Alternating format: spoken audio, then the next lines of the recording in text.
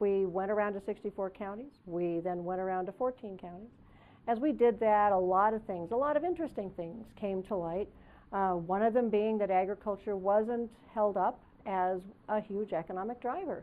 I think because it was so consistent. People assumed that good water, good food, and good air were theirs, and so they could talk about the other things.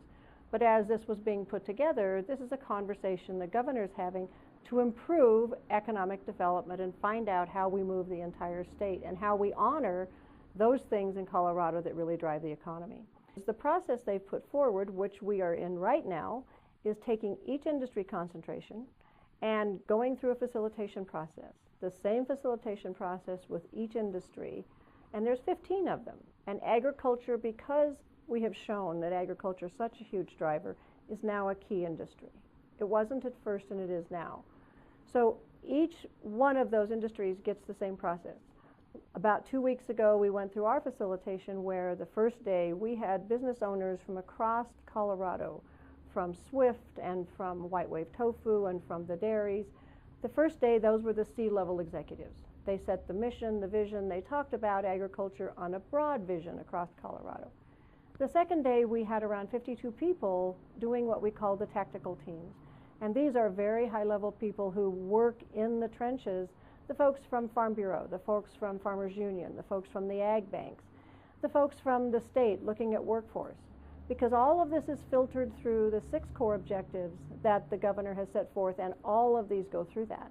And that's building a business-friendly environment, retaining and growing business, increasing access to capital, innovation technology, and getting good workforce, and then creating a strong Colorado brand. And that Colorado brand really is to lend itself to inviting in corporate headquarters, inviting in other companies that would look at Colorado and say, why would we come here, and what do you have? And I think across those 15 industries, we can show that we have innovation and we have some amazing places for companies to come.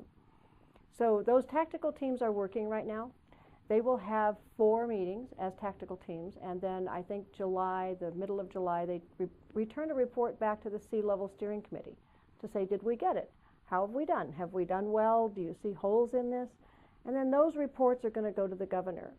And many of these will create opportunities for legislation to get rid of red tape, to create more a business-friendly environment. And as you look at the workforce, issues, you're going to find across these industries that every one of these key industries at some point is going to cross over. And those are the sweet spots that will create an environment for either legislation change or an increase in capital. The blueprint process started with the citizens, and you're having the conversation with the citizens. The process we're in now is taking those citizens and the state and the agencies and having a conversation about how to make that better.